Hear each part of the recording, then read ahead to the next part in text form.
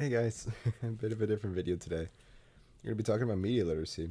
I have a polar lime seltzer water in hand that I will likely be drinking from because my voice gets pretty parched pretty quickly. Mm. So we're going to be talking about media literacy today. I am not reading off of a script. This is off the dome, which is very different from what I'm used to doing, so please bear with me in that. And I'd also like to preface by saying the inspiration I got for making this video was from a YouTuber, Kiwi Doll. I will link her video that she made on literacy, specifically social media literacy, over here or over there. I don't know where, but it'll be linked there.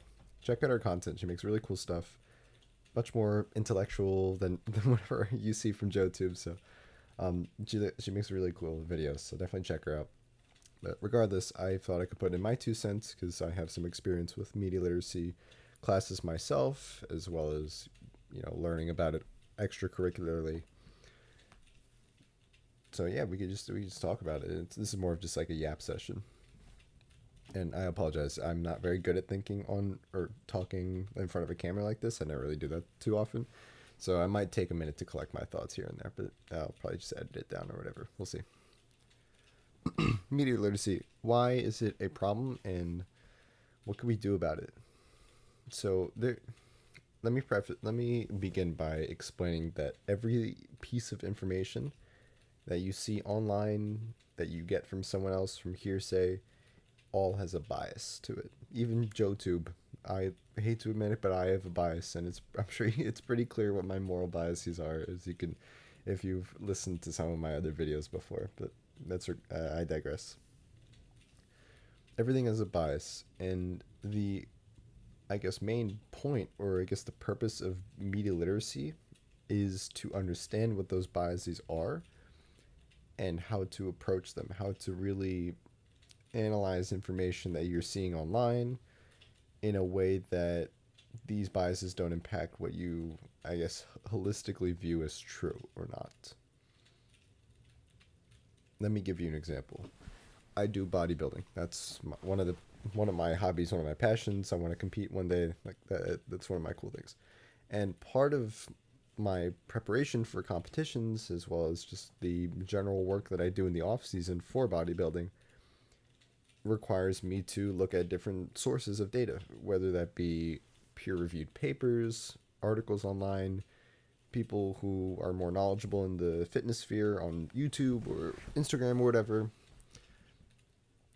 And not only do they have biases in and of themselves, but the especially with things like product promotions for supplements, for different types of foods. You see this whole protein craze going around with even just exercises themselves, training tools, whether that be like a grip or something like that, or cufflinks, belts, things like that.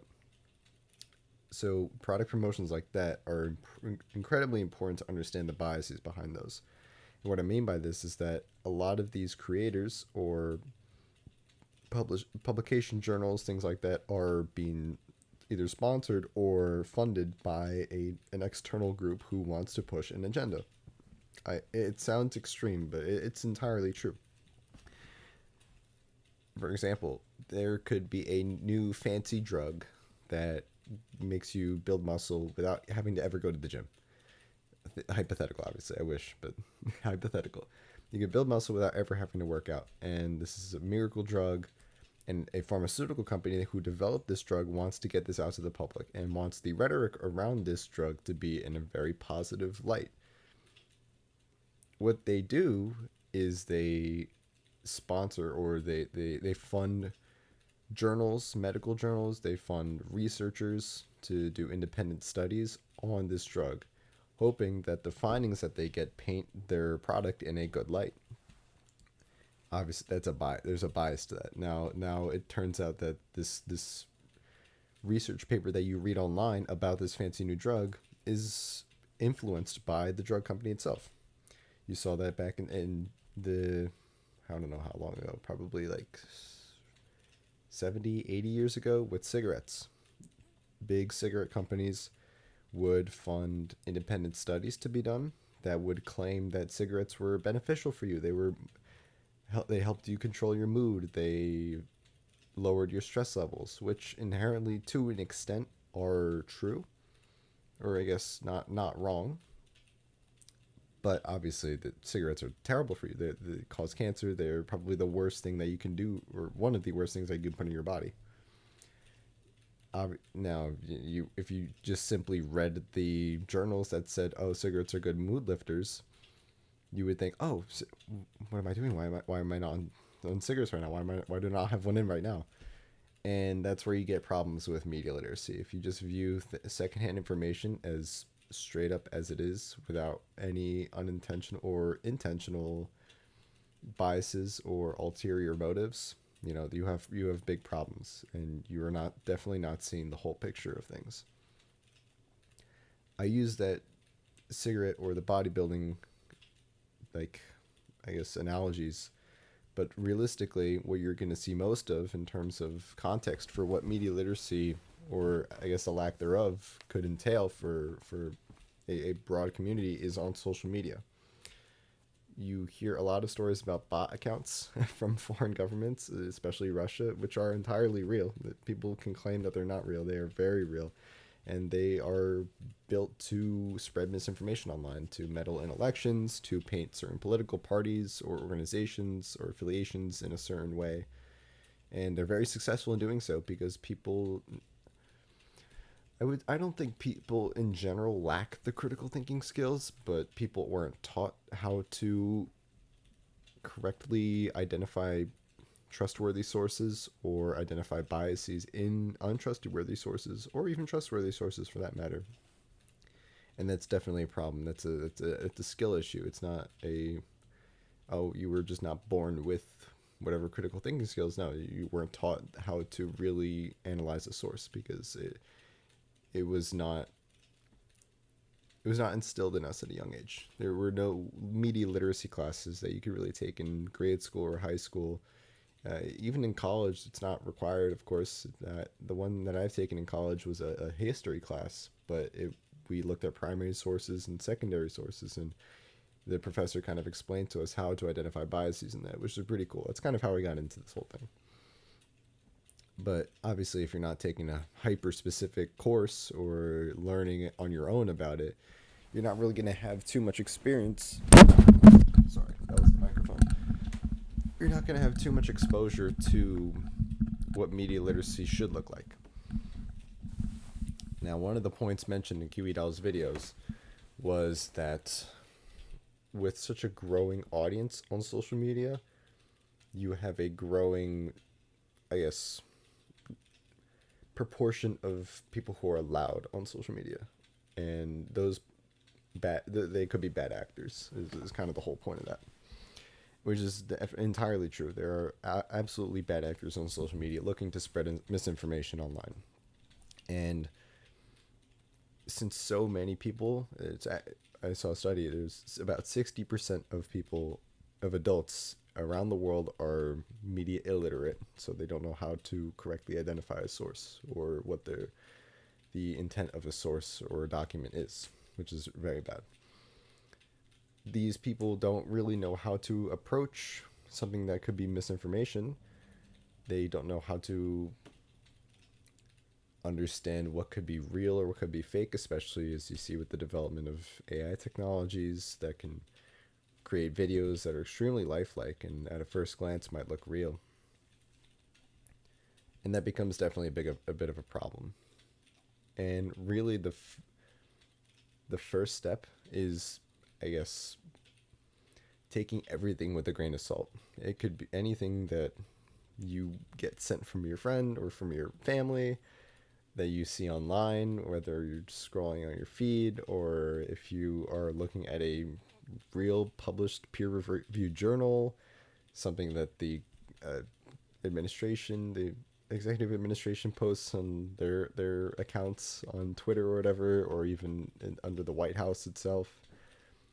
I speak from the context of the U.S. because that's where I'm based in. But regardless, like anything you treat with a grain of salt, because there is bias behind everything, and there are always bad actors at play, and you don't know what's exactly going to be wholly true or not, or if there's intentional misleading going on.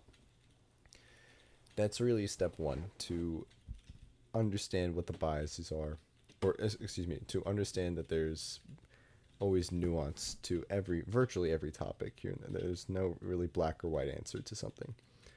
And another thing is that, as I was just alluding to, understanding biases and sources. Who is funding this source? Is a pharmaceutical company funding a research study done on their product that they develop? Right, that's bias in and of itself. Do you see that a creator that you enjoy is reviewing a product and they're sponsored by that product? They're going to talk about it in a good light, I'm sure. Things like that are biases, and you see that everywhere online. So understanding that those influence the message that you hear online is really, really important. And it does take critical thinking to do this. It takes meta-analysis to really understand what the sources you're getting are, what the information is you're getting, and whether it's true, false, or an untruth. Right? And what I mean by an untruth is that it, like with the cigarettes thing, where technically they can help with your mood, they do relax you, but that doesn't mean they're good for you. And it's an untruth that, that's the only thing you should focus on, the mood lifting, when there are extremely negative side effects of taking that drug, the nicotine. That's really how you approach working on media literacy. It is a big crisis, and I guess the wrong way to go about approaching this crisis is calling people out for being media illiterate, or just saying like, hey, like, this is whatever. This is like, you're stupid. You don't know how to read. Can you even read? Like, I'm sure you've seen things like that, like comments on Twitter or whatever. I don't use Twitter, but it's comments on any social media platform.